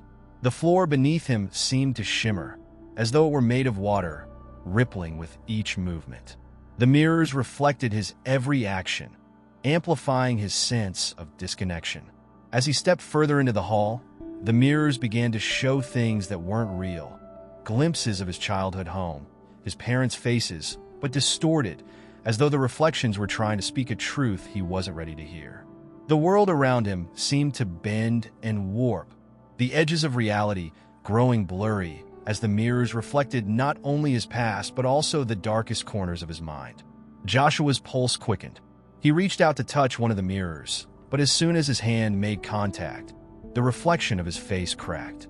The glass splintered, sending a ripple of shattered reflections across the room. He recoiled, stepping back, but the cracks in the mirrors remained, their jagged edges reflecting his own fear. He turned, only to see more of the same. More mirrors, more distorted reflections, all of them showing different versions of him, each one more terrifying than the last. There were faces he didn't recognize, strangers, figures from his nightmares, but they were all part of the same fractured image. In the midst of the chaos, a soft voice called out to him. It was the same voice he had heard before, the woman from earlier. But now it was clearer, closer. The voice seemed to come from everywhere at once, reverberating through the glass and vibrating in his chest. "You can't escape yourself, Joshua," it whispered. "You've always been trapped by your own mind, your own choices. This is the truth, the one you've been avoiding." The words hit him like a physical blow. He staggered, gripping his head as the weight of her words settled over him. Trapped by my own mind? He had heard that phrase before, during his therapy sessions, when he had tried to make sense of the dark thoughts that had always haunted him. But hearing it here, in this place, in this distorted reality, made it feel like a crushing revelation. Had he really been running from himself all this time? Was this park, this nightmare, a manifestation of the guilt and regret he had buried deep within his soul? Joshua's mind raced as he tried to process the enormity of the situation. He felt the walls of the hall closing in on him, the mirrors pressing in on all sides, their reflections growing more and more chaotic. The figures in the mirrors seemed to grow closer, their eyes following his every move. His chest tightened, his breath shallow. He was suffocating. The air was thick with a sense of impending doom, and the voice in his head grew louder, more insistent. Suddenly, one of the mirrors shattered completely, the shards falling to the ground like glass rain. Joshua jumped back, his heart racing, but before he could react, something emerged from the broken reflection.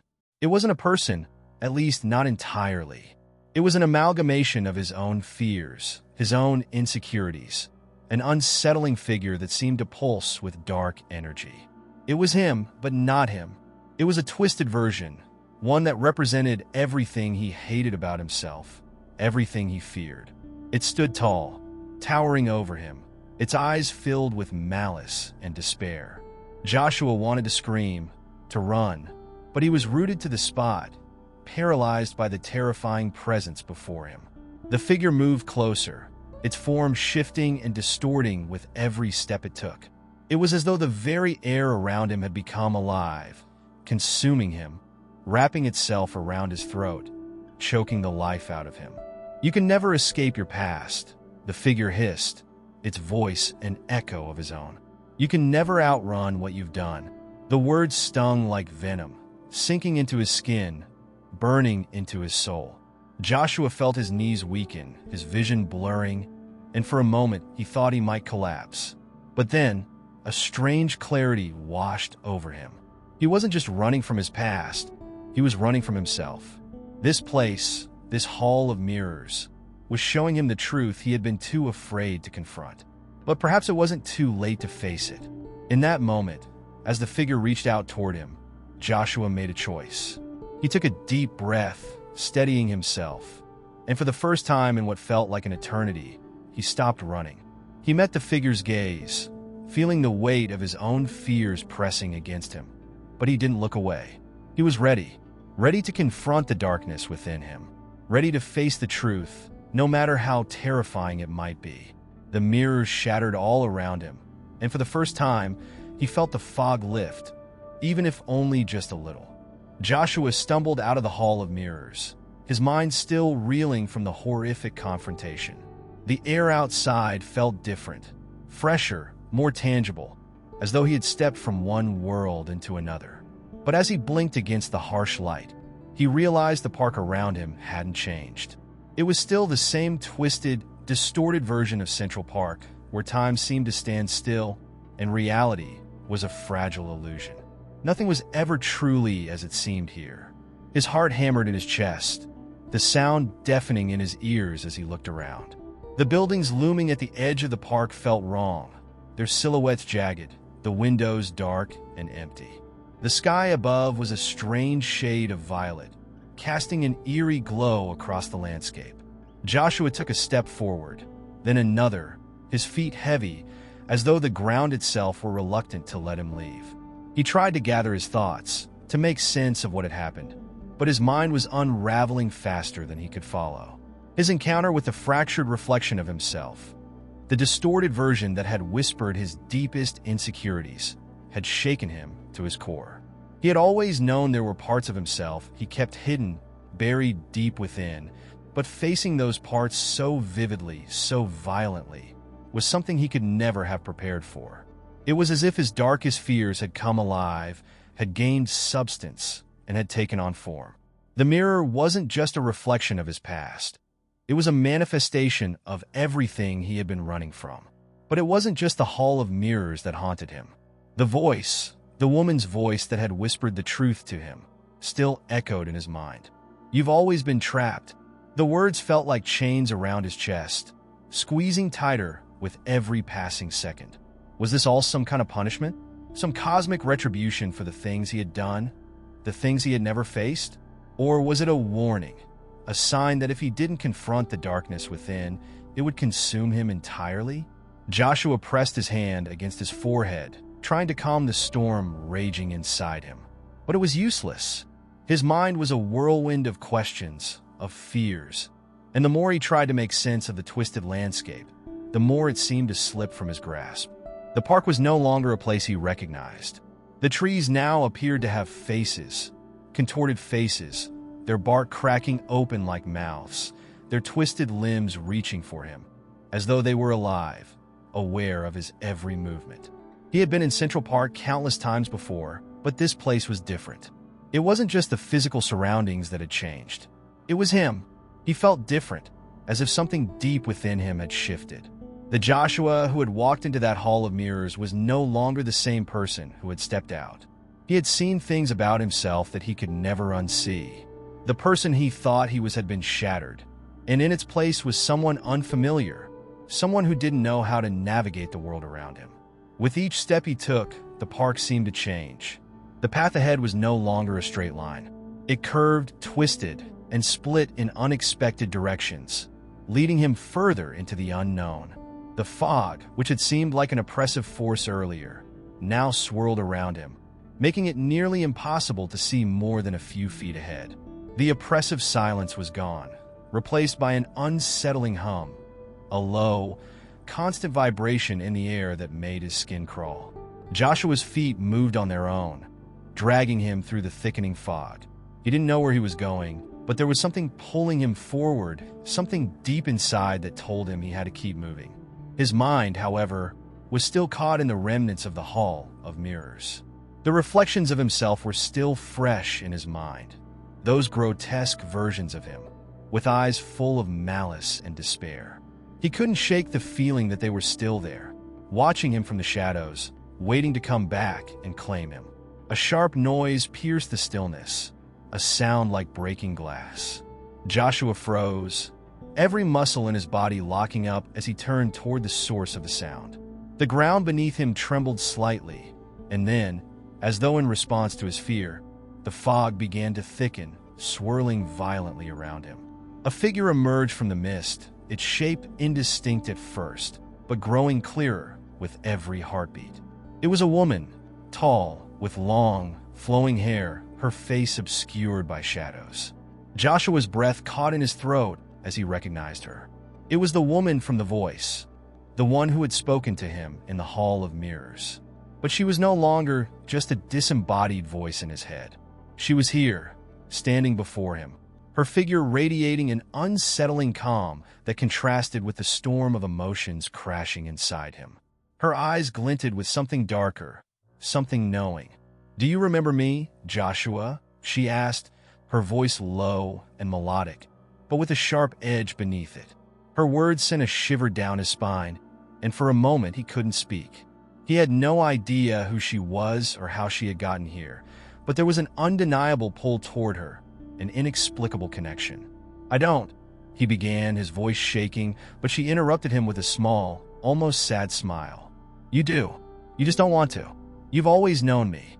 You've always been running from me." Her words were like a dagger to his chest, each one digging deeper than the last. "You're not lost, Joshua. You're here for a reason. You've always been here."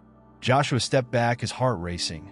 The fog seemed to close in tighter around him, and the park, which had already felt like a dream, now seemed like a nightmare he couldn't wake up from. The woman's words echoed in his mind, and it was as though a veil was lifting. A truth, one he wasn't ready to face, was unfolding before him. "I'm not running anymore," Joshua whispered to himself, though he wasn't sure if he believed it. The park seemed to shift again, the world bending around him as the woman's figure grew sharper, clearer. She was no longer a shadow, but someone solid, real. And yet, her presence felt like a distortion, a tear in the very fabric of the reality he had once known. The unsettling hum in the air grew louder, reverberating deep in his chest, as though the park itself were alive, watching, waiting. The woman's smile widened, and in that moment, Joshua realized that this place, this nightmare, was not just a test of his will or his sanity. It was something deeper, something much darker. As Joshua stood frozen in place, staring at the woman in front of him, the eerie hum of the park grew louder, vibrating through the ground beneath his feet. The feeling of being trapped, of being ensnared in a nightmare he couldn't escape, gnawed at him. The woman's smile seemed to grow wider, as if she could sense his fear, feeding off it. But there was something else behind her eyes, something darker, something that suggested she knew more than he could ever comprehend.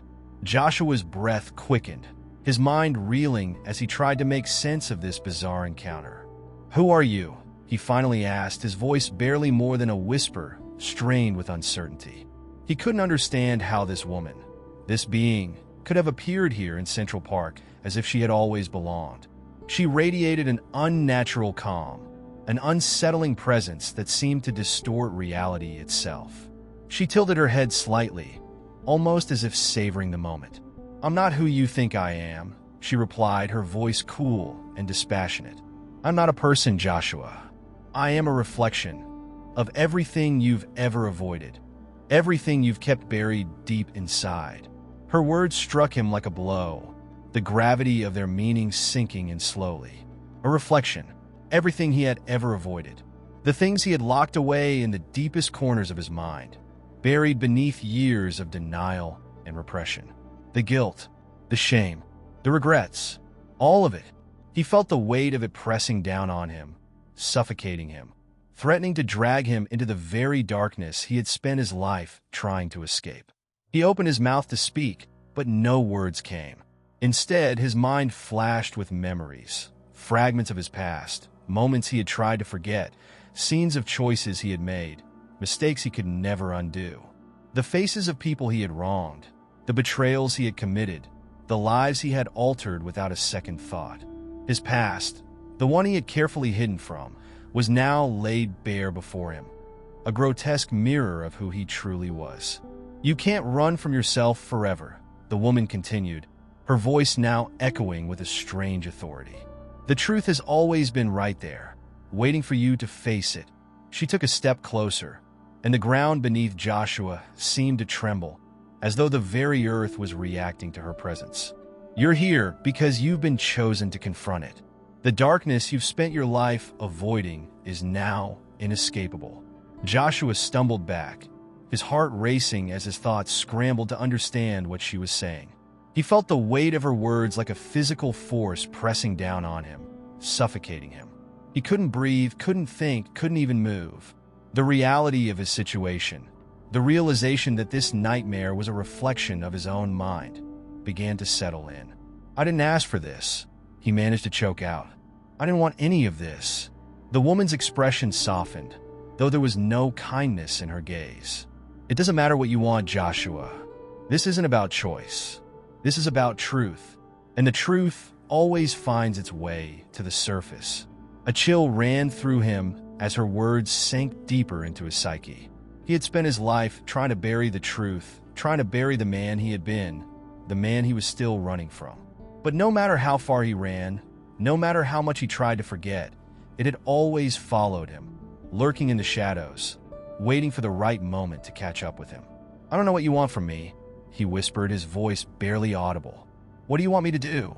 Her smile widened, and for a moment, Joshua thought he saw a flicker of something almost human, pass through her eyes. But it was gone in an instant, replaced by an empty, unsettling void. "What I want doesn't matter," she said softly. "What matters is whether you are ready to face the truth. Can you confront what lies within you, or will you continue to run from yourself?" The question hung in the air, heavy and unanswerable. Joshua stood there, paralyzed, unable to move, trapped by his own fear, his own guilt. The reflection, the distorted version of himself that had haunted him for so long, was no longer something abstract. It was real, standing right in front of him, demanding an answer he didn't know how to give. He wanted to scream, to break free from the suffocating grasp of this reality, but the words lodged in his throat. He was caught in the web of his own psyche, and there was no escaping it. The more he struggled, the more he realized that the woman before him wasn't just a person. She was a part of him, a manifestation of his own inner turmoil, and that terrified him more than anything else. She took another step toward him, and this time, he didn't retreat. He couldn't. His body refused to obey his commands, his mind clouded with fear and uncertainty. She reached out, her cold fingers brushing against his cheek, sending a jolt of ice through his veins. The touch was gentle, almost tender, but it felt like a death sentence. "You've been living in a lie, Joshua," she said, her voice low and almost sympathetic. "And now you're going to have to face it. The truth isn't something you can outrun, no matter how fast you run." Joshua felt the ground beneath him shift again, and for a split second, it was as though the world had tilted on its axis. His vision blurred, the scene before him warping and twisting, as though reality itself was crumbling. And then, as if from nowhere, a figure appeared behind the woman, a dark silhouette that seemed to emerge from the fog. The woman turned, her eyes narrowing, and for the first time, Joshua saw a flicker of fear in her expression. It was brief, almost imperceptible, but it was there, and in that moment, he realized something deep and unsettling. The woman, the reflection, was not invincible. She was afraid of something, and whatever it was coming for them both. Joshua's heart pounded in his chest as he watched the dark figure emerge from the mist behind the woman. There was a palpable shift in the air, a sense of foreboding that seeped into every corner of his mind, pressing down on him with an almost suffocating weight. The woman, who had moments before exuded nothing but cold, unsettling confidence, now seemed rattled, her previously serene expression replaced with one of genuine fear. Joshua wanted to move, to take action, to run, but he found that he could not. It was as though his body had been paralyzed by the gravity of the situation. He stood there, rooted to the spot, eyes wide, locked in a stare with the shadowy figure that was now drawing closer to them. The air around them seemed to thicken, and an unnatural stillness took hold of the park, as if the entire world was holding its breath, waiting for something terrible to unfold. The figure behind the woman was not like the others Joshua had encountered in his brief time in the park. It was not a reflection of his past, nor a distorted version of himself. No, this figure was something far more sinister, something ancient and unknowable. Its shape was indeterminate, cloaked in shadow, and yet there was a presence to it that was unmistakable, something older than the world itself, something that had always been lurking in the dark corners of existence, waiting for the right moment to make itself known. Joshua's mind raced as he tried to understand what was happening, but the more he thought, the more he felt the ground beneath him slip away. The rules of reality seemed to be shifting and warping around him, and he could feel his grasp on his sanity beginning to unravel. It was as if he were standing at the edge of a precipice, with no clear way back. The truth was dawning on him. He was no longer in control of this situation. In fact, he never had been.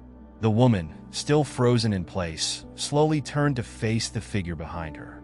Joshua could hear her breath hitch in her throat, her lips parting as though to speak, but no sound emerged.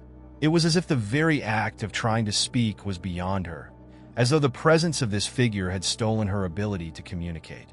For the first time since they had met, she seemed genuinely vulnerable, and Joshua could not help but feel a pang of sympathy for her. But that sympathy was fleeting, quickly replaced by a sense of dread that threatened to overwhelm him. He didn't know who or what this figure was, but he instinctively understood that it was far more dangerous than anything he had encountered so far. It was as if it existed outside of time and space, outside the laws of nature that governed the world Joshua thought he knew. The figure, its shape still indistinct, finally spoke, its voice a low, guttural sound that seemed to vibrate in Joshua's chest. The words were not in any language he recognized, but the tone was unmistakably menacing, a promise of things far worse than anything Joshua had ever imagined. The woman did not respond, nor did she attempt to move. She simply stood there, staring at the figure with an expression that was equal parts fear and resignation. For a long moment, there was silence between them, an oppressive, suffocating silence that seemed to stretch on forever. Joshua's mind was spinning, trying to make sense of what was happening, but the more he tried to grasp at it, the more the details slipped through his fingers, like sand running through a sieve. There were no answers here, no explanations that could soothe the growing terror gnawing at his insides. Then, without warning, the figure took a step forward, and with that single movement, the world seemed to tilt. The ground beneath Joshua's feet buckled and cracked, and he felt himself being pulled toward the figure as if by some invisible force. His body jerked forward, unable to resist the pull. His breath quickened as he realized with horror that he was no longer in control of his own movements. The figure was dragging him toward it, pulling him into its orbit. The woman, still unmoving, watched the scene unfold before her. Her eyes were wide, but there was no help in her gaze, no urgency in her actions. It was as if she, too, was caught in the grip of this entity, powerless to break free from whatever fate was drawing near. Her reflection, her very essence, was now completely overshadowed by the presence of this thing, this force of darkness that was beginning to consume everything in its path. As Joshua was drawn closer to the figure, he could feel an unnatural chill creeping up his spine. It was colder than any winter night he had ever experienced, and the temperature seemed to drop with each step he took. The shadowy figure loomed before him now, its features still hidden in the darkness, but its presence felt more tangible than ever. He could feel its gaze upon him, and it was as if it could see into the very depths of his soul, stripping away the last remnants of his defenses. And then, just as suddenly as it had begun, the pull stopped, Joshua was left standing there, still rooted to the spot, trembling with fear, unable to comprehend what had just happened. The figure did not move, nor did it speak again. It simply stood there, an immovable force, watching him with what felt like infinite patience. In that moment, Joshua realized that he was no longer in control of anything. The world had shifted beneath him, and there was no turning back. The truth he had been running from, the darkness that had been creeping ever closer, had finally caught up with him. There was no escape now. Whatever this force was, it was here to stay, and it would not be satisfied until it had consumed everything in its path, including him. Joshua had always considered himself a man of reason. He had spent much of his life grounded in logic, his decisions rooted in the clear, tangible understanding of the world around him. The events that had unfolded before him in the park defied all of that. Every rule he had once held to be true now seemed to crumble in the face of the inexplicable force that stood before him. The figure was no longer an abstract threat. It was a presence that consumed every inch of the air around him, suffocating his thoughts and leaving him with only a gnawing sense of doom. He had no choice but to confront it. The fear that gripped him was primal, but there was something deeper at play, a compulsion to understand, to fight, to survive. He was desperate for answers, for any semblance of control, but the more he tried to reason through it, the more he realized how powerless he was in the face of this force. He could feel his grip on reality slipping, the edges of his consciousness fraying as the figure loomed over him. The woman remained a silent observer, her eyes vacant and distant, her presence almost ghostly. She had ceased to be a source of any comfort or explanation. Her role, it seemed, had been reduced to mere spectator. Joshua couldn't help but wonder if she, too, was a victim of whatever was unfolding, or if she had been complicit in some larger scheme he could not yet understand. The way she watched the figure, patient, almost resigned, spoke volumes, but to what end, Joshua could not decipher. As the figure took a slow, deliberate step forward, Joshua felt his body freeze in place, the air thickening around him. The park, once a place of life, now seemed like a vast, empty void. He could no longer hear the hum of distant conversations or the rustling of leaves in the trees. The world, it seemed, had been suspended in this moment, and all that remained was him, the woman, and the creature from the abyss that had drawn them all into its orbit. The figure spoke again, its voice deep and reverberating, as though it came from the very fabric of the earth itself.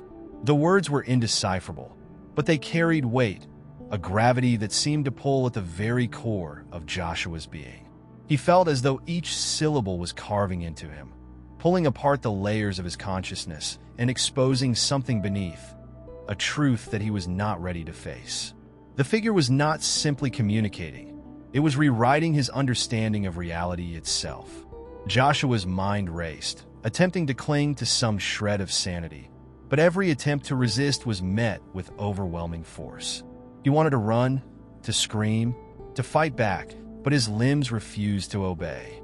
It was as though some unseen force had locked him in place, immobilizing him with a power he could not comprehend. His vision began to blur, and he felt the ground beneath him begin to tremble, as if the earth itself was reacting to the presence of the figure. The woman, still silent, took a step forward, her movements slow and deliberate.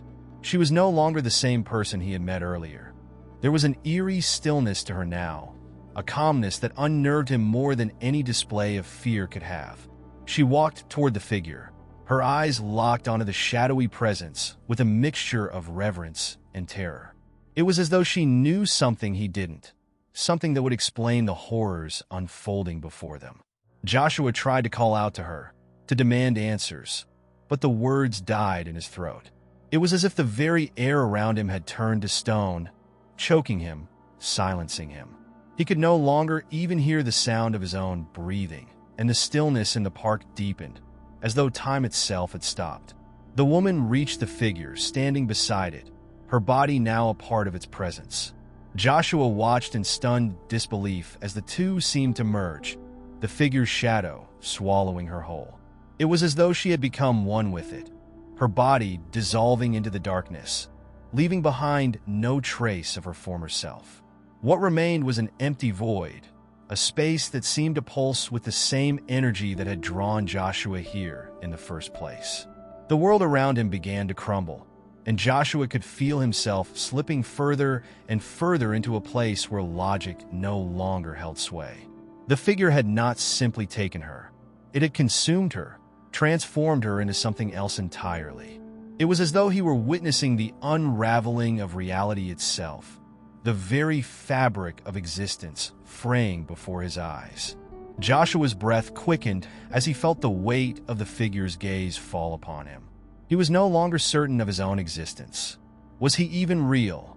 Or was he simply another figment of the darkness that had overtaken the park? He wanted to scream, to run, to tear himself free from the invisible chains that bound him. But the pull of the figure's presence was too strong. He was caught in its thrall, its influence seeping into every part of his mind and soul. In the distance, he heard a faint sound, almost like a whisper, though he could not tell if it was real or a product of his fractured mind. But it grew louder, clearer, until it became an undeniable presence in the air around him. It was not the figure speaking. It was something else, something new. The words were indistinct, but they were there, saying something about him, about his role in all of this. Joshua strained to hear, desperate for any scrap of information, any clue that could help him understand what was happening. And then, suddenly, the world went black. The last thing Joshua felt was a coldness that seemed to seep into his very bones, a coldness that was unlike anything he had ever known. It was as if he had been swallowed whole by the abyss, left in a space where time and space no longer existed. The figure had won. Joshua awoke to darkness. It was complete and absolute, as though every trace of light had been stripped from the world. He couldn't even tell if his eyes were open or closed. The absence of any kind of sensory input left him suspended in a state of profound disorientation. The last thing he remembered was the figure, its unyielding presence, and the chilling embrace that seemed to claim him. But now, in this place, he was alone. Or was he? There was a subtle, almost imperceptible feeling of movement around him, something just outside his perception, but it remained just out of reach. He tried to move, to push himself up, but his body felt heavy, as though gravity itself had grown more oppressive. His limbs refused to cooperate. Panic surged through him, a primal, instinctive fear that clawed at his chest. His mind raced, scrambling for any explanation. Where was he? How had he gotten here? He couldn't even remember how long it had been since he had been in the park. Time had become a foreign concept in this place. His attempts to regain control of his body were met with no success. The darkness felt like it had weight, pressing down on him from all sides. It was suffocating, and for the first time in what felt like forever, Joshua was acutely aware of his vulnerability. His fear began to spiral, but before it could consume him, a faint noise reached his ears. It was soft at first, like the whisper of wind across a distant plain, but it soon grew louder, more insistent. The sound seemed to emanate from all around him, a hum that vibrated through his bones. In the midst of the growing cacophony, Joshua caught a fleeting sensation, something brush against his leg, like a hand, but cold, almost like the touch of a living shadow. He recoiled, but the touch lingered, seeming to trace the contours of his body as though it were studying him, analyzing him. A voice echoed through the darkness, its tone familiar but distant, distorted as though it came from the depths of some infinite void. "You're not supposed to be here," it said, its voice a hollow, ethereal whisper that seemed to reverberate through his very soul. Joshua's heart pounded in his chest. The voice, it was unmistakable. It was the woman, but what had happened to her? Where was she now? His thoughts were a mess, struggling to process the enormity of what was unfolding. The figure, the abyss, it wasn't just some isolated event. This, whatever this was, had a purpose, a force behind it, one that Joshua was caught in the middle of. The voice continued, its tone growing more strained, more urgent. "You've entered the fold, and now you cannot leave." There was a finality to the words, an inevitability that weighed down on him like 1,000 stones. Joshua tried to speak, but his throat was parched, and his mouth refused to form the words. He was trapped in a cage of darkness, his body a mere vessel for his thoughts, unable to break free from the grip of this incomprehensible force. "Why?" was all he managed to choke out, his voice barely audible over the growing hum. The voice faltered, and for a moment, the darkness seemed to recoil. The sensation of being watched intensified, and Joshua felt a presence shift near him, close enough for him to feel the chill of it, close enough that he could almost reach out and touch it. But he dared not move, as though any action might provoke whatever was observing him. The voice responded, but this time there was something different in its tone, something darker, more malevolent. "Because you are part of it now," it intoned. "Your presence, your very being, has triggered the cycle, and it is too late to turn back." Joshua struggled to comprehend the meaning behind the words, but they seemed to slip away from him like sand through his fingers. What cycle? What was he really a part of? The pieces of the puzzle he had once thought were scattered across the park. The shadows, the figure, the woman, now seemed to weave together into something far larger and more horrifying than he could have ever imagined. This was no accident, no random occurrence. Whatever had brought him here, whatever had brought them all here, was part of something ancient, something far beyond his understanding. In the depths of his confusion, Joshua felt the darkness shift again. But this time, there was a different kind of movement, one that was not merely external. He felt it deep within himself, a stirring in the very core of his being, as though something inside of him had begun to awaken. It was faint at first, like a whisper just beyond his conscious mind, but it grew louder with every passing moment. The hum of the darkness began to resonate with it, and Joshua felt the walls of his own self-awareness start to crumble. The air around him thickened, and the oppressive weight of it pressed harder on his chest, as if the darkness were attempting to pull him into itself. He gasped for air, but it felt like the very oxygen was being drained from him. The sensation was alien, but somehow familiar, a gnawing sense of something he had forgotten, or perhaps something he had never known.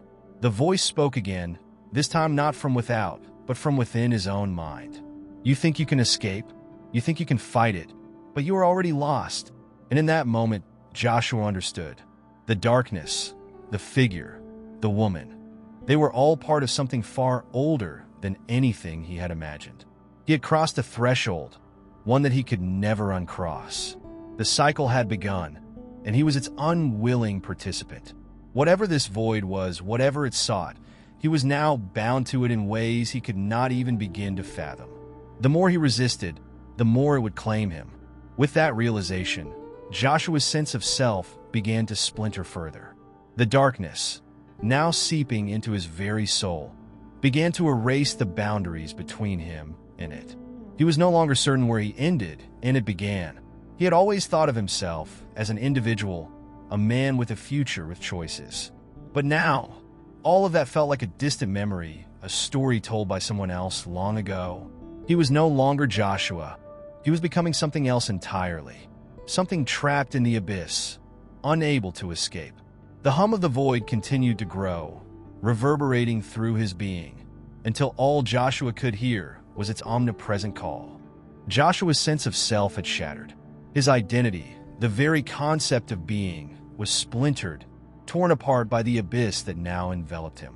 The darkness no longer felt like an external force, something that could be fought or understood. It had become part of him, a deep, gnawing presence inside his mind, pushing at the very walls of his consciousness. As he lay there, in that suffocating void, Joshua could no longer tell if his thoughts were truly his own, or if they were being woven by the darkness itself. But amidst the overwhelming pressure, a single thought rose to the surface: escape.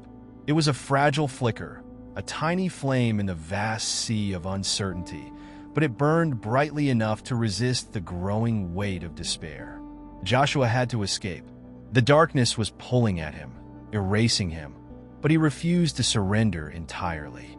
A part of him still clung to the idea of freedom, of returning to the world he once knew. He would not become one with the void, not without a fight. In the blackness, the voice of the woman, his only connection to any semblance of clarity, echoed in his mind. But now it was different. It wasn't merely a disembodied whisper anymore. It was more like a memory, a flickering image caught in the recesses of his mind. "You cannot fight what you have become," she had said. "You cannot escape." Her voice was soft but unwavering, as if her words held the weight of inevitability itself. The more he tried to resist, the more the darkness seemed to grow. It wrapped around him, pulling him deeper into its embrace. But in this spiraling descent, something began to shift within him. The coldness, the pressure, it was all becoming a part of him, not just surrounding him. He could feel his body, or what was left of it, being reconfigured, reshaped by the very forces that sought to erase him. The boundaries between himself and the void were blurring. The idea of who he was, of what he was, seemed to be slipping away, replaced by a new understanding. The sensation of being born anew, if that's what it was, began to take root. It wasn't the rebirth of a person, but rather the emergence of something different, something entirely alien. Joshua's body felt like a vessel now, no longer just flesh and bone, but a conduit for something far more powerful and ancient. The walls of his mind trembled under the pressure, but they did not collapse entirely. It was as though he was being formed in the darkness, shaped by its will. And then, through the endless blackness, a single image emerged: the park. The image was distant, almost unreachable, but it was there. The park, in all its quiet, eerie beauty, flickered in his mind's eye like a memory, or perhaps a premonition. Was it a dream? A trick of his fragmented mind? Or was it something else entirely? The park had always been a place of solace for him, a place where the world felt manageable, where he could clear his head. But now, it seemed like a distant echo, a reminder of a life that no longer existed. A faint pull tugged at him, as if the park itself were calling him back. It was not the same park he had known, though. No, this place had changed. The air felt heavier, the atmosphere thick with something wrong. The trees no longer stood tall and proud, but seemed twisted, their branches reaching out like grasping hands. The once vibrant green grass had turned an unhealthy shade of gray, and the paths that had once wound through it now seemed lost in the thick fog that blanketed everything. Joshua was being drawn toward it, pulled by an invisible force that seemed to resonate with the new, unfamiliar shape of his being. He did not fight it. He couldn't. The pull was stronger than his own will. As he moved through the darkness, he felt as though he was walking through the remnants of his own mind, navigating a place that had once felt so familiar but was now alien and foreboding. When he finally arrived, if he had truly arrived at all, he saw her again. The woman. Her form was no longer the ethereal, distant presence it had once been. Now, she stood before him in full, her figure solid and imposing. But there was no warmth in her eyes, no recognition. She was not the woman he remembered. This was something different, something darker. "You have come," she said, her voice low and measured, her words tinged with a sorrow that Joshua could not fully grasp. "You were never meant to, but now that you are here, there is no turning back." Her words struck him like a physical blow, and for a moment, Joshua was paralyzed, unable to move or speak. He could only stand there, staring at her, as the darkness continued to swirl around him, pulling him in, devouring him bit by bit. And in that instant, Joshua understood. The park was not just a place. It was a symbol, a threshold between worlds, between the living and the dead. The cycle had begun, and he had become part of it. There was no escaping this new reality, no return to the world he had known. The only way forward was through the darkness, through the very void that had claimed him. He was no longer Joshua, not entirely. He was something else, something that belonged to the void now. And whatever had once been familiar was gone, erased in the depths of this new, eternal existence. There are moments in life, rare, fleeting, that force a person to confront the reality of their existence, to question everything they know about themselves and the world they inhabit. These moments, these reckonings, often come in waves, sweeping over the individual with the strength of a storm, overturning everything in their path. Joshua had already been through such a moment, in the darkness, in the park, and now, At the edge of this strange, new reality, he was forced to face another. The walls between who he had been and what he was becoming were crumbling, and he stood at the precipice, unsure of whether he was being torn apart or reborn. As he gazed at the woman, this figure who was once a familiar presence and now felt like a strange, distant memory, he could not ignore the cold, unsettling sensation creeping down his spine. She had spoken with a certainty that left no room for doubt. There is no turning back. Her words reverberated through him, but they were not the harsh declaration of someone condemning him. They were a statement of fact, as though she, too, had learned that there were some things beyond human control, beyond any hope of escape. But escape was a word that Joshua could not stop thinking about. It burned in his mind, an ember of defiance against the darkness. He had already been swallowed by this place, reshaped by it, and yet, somewhere deep inside him, a flicker of resistance remained. He refused to believe that this twisting, suffocating void was the end of his story. Surely there had to be a way out. Surely he could find a way to break free. However, as much as he searched for that path, the reality of his situation began to dawn on him. The park, with its twisted trees and fog-drenched pathways, was not just an oddity in this new world. It was part of the puzzle, a clue, a piece of the larger mystery. He had to understand it, to come to terms with it, in order to navigate through the layers of this strange existence. The woman, whatever she was, had told him as much. There is no turning back, but there was a way forward, if he could grasp it. He took a step toward her, his body moving on instinct, as if some unseen force was guiding him. Each footfall seemed to echo in the heavy silence that enveloped them, and the air felt thick with the weight of unspoken truths. The woman remained still, her eyes never leaving his as he drew closer. There was something almost pitying in her gaze, something that made him feel small and insignificant in the face of whatever cosmic forces had orchestrated his fate. But Joshua couldn't afford to succumb to that feeling. Not now. "I don't understand," he said, his voice hoarse. "What is this place? What have I become?" His words hung in the air between them, suspended in time. He needed answers. He needed to know what this world was, what was happening to him, and what, if anything, he could do to stop it. The woman tilted her head slightly, a movement that seemed to carry both grace and sorrow. "You are not what you were," she said softly. "But you are not lost. Not yet." Her voice carried a strange, haunting melody, as though each syllable held the weight of centuries. "This is the crossing, Joshua. It is not a place, but a moment, a point in time between what was and what will be." Joshua tried to process her words, but the meaning of them eluded him. The crossing. What did it mean? And why him? Why had he been chosen, or perhaps trapped, in this world of fog and twisted trees?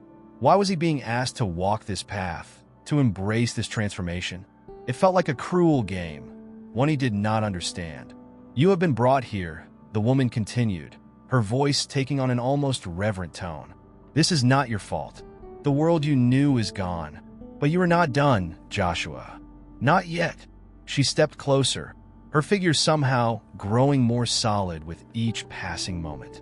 Her eyes locked onto his, and for the first time, Joshua felt something stir inside him, an old, familiar feeling. Hope. He had lost hope many times before, in the depths of his isolation, in the labyrinth of his own mind. But now, as she spoke, that same feeling began to seep back in, like sunlight breaking through dark clouds. He couldn't explain why, but the idea of not being lost filled him with a sense of purpose he hadn't felt in what seemed like forever. "But how?" he whispered. "How do I move forward? What is this path you speak of?" The woman's lips curled into something that might have been a smile, though it was tinged with sadness. "You must choose, Joshua. There are many paths, but none are without cost. You have already crossed the threshold. But whether you walk toward your rebirth, or become a part of the darkness, that is for you to decide." Her words struck him like a bolt of lightning, sharp and sudden. Rebirth, it was the answer he had been searching for. But he was no longer sure what that rebirth meant. Was it a new life, a fresh start? Or was it merely the illusion of a chance to escape the nightmare he had fallen into? How could he trust anything in this place when it felt like the very fabric of his existence was unraveling before his eyes? "Choose wisely," the woman whispered, her voice now fading into the mist. "The crossing is only the beginning. What comes after is yours to decide." And with that, she was gone. Joshua was left standing in the midst of the park, the fog thickening around him. The path ahead was unclear, but something inside him had shifted. The darkness, which had once felt like an impenetrable force, no longer seemed all-encompassing. The future, whatever it might be, was now in his hands. But as he took a tentative step forward, the weight of his decision pressed heavily on him. There was no way to know what lay ahead. And yet, for the first time in what felt like an eternity, Joshua felt a flicker of something he hadn't felt in so long. The chance to take control of his own fate. The crossing had begun. The path was his to walk. But where would it lead? Joshua had been lost in the fog for what felt like an eternity. The park, which had once seemed so familiar, was now an alien landscape, shifting, distorting, and shaping itself around him like some cruel trick of reality. He had traversed this place for what felt like an endless loop of time, each moment blurring into the next. But something inside him had shifted. What had once been confusion and fear was now something else: resolve. He had reached the edge of the threshold, the final line between who he was and who he might become. The time for questioning had passed. The time for choosing had arrived. At the very core of this strange existence, he could sense it, the heart of the park, pulsing with an energy that felt like it could change everything. It was as if this world itself was alive, conscious, waiting for him to make a decision that would rip open the fabric of his reality and reveal what lay hidden beneath. And yet, as he moved toward the source, Joshua couldn't help but question whether any of this was real at all. How much of this world was a product of his mind? How much of this twisted existence had been constructed by forces beyond his comprehension? He stopped at the center of the park, beneath the gnarled trees that arched over him like dark, skeletal fingers reaching toward the sky. The air was thick with an oppressive silence, broken only by the distant rustle of leaves. It was as if the world itself was holding its breath, waiting for the culmination of everything he had been through. What was he supposed to do now? Was there truly a choice to make, or had he already been led down a path from which there was no return? For the first time, Joshua truly understood the nature of this world. It wasn't about escaping the park or finding a way to return to the life he had left behind. It was about transformation, an irreversible process of becoming something else. The question, then, was not whether he would return to the man he had been, but whether he would accept the invitation to be something new, something beyond what he could have ever imagined for himself. The woman's words echoed in his mind. The crossing is only the beginning. What comes after is yours to decide. The park, the fog, the strange and shifting realities. Everything had led to this singular moment of choice. In the distance, the shadows seemed to stretch farther, swirling in patterns that spoke of long-forgotten secrets and ancient rituals. The air crackled with a strange energy, and Joshua knew that this was not just a choice between paths. It was a choice between worlds. As he stood there, at the edge of the unknown, a strange feeling crept over him. It was not fear, nor was it a sense of relief. It was acceptance, a deep, unshakable understanding that this was where he had always been meant to end up. The fear that had plagued him for so long, the fear of the dark, of the unknown, began to dissipate. It was as if he had stepped outside of himself and viewed the entirety of his life from a distance, as though everything had led him here for a reason. It was all a part of the process. For what felt like a lifetime, Joshua had struggled against his circumstances. He had fought against the shadows that had seemed to engulf him, unsure of where he was, what he had become, and why he had been thrust into this world of impossible choices. But now, standing at the heart of this place, everything seemed clear. This was not the end.